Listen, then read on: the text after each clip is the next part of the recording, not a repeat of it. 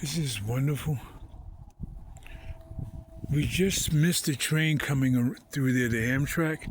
I got some of it, but not all of it. And then straight ahead there is Denver. Windmills are not turning. See now, just because I missed it here, I am so tempted to drive all the way up to Moffitt's Tunnel, which is 20 miles away. Not a bad day, right?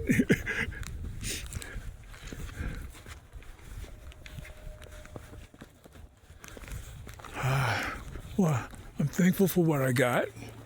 I was hoping for a little bit more, catching the backdrop of the train, not only just going around the bend there, but also, let's see, look at that view behind my car. Wow. The green and the white.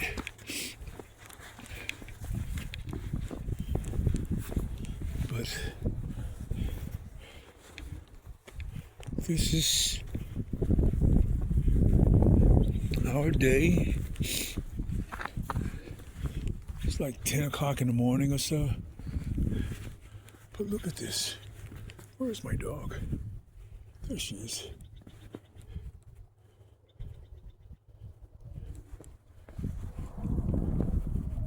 So look at this. This is facing south. East. Denver is, I would say 14, 15 miles from here is Denver, from where I'm at.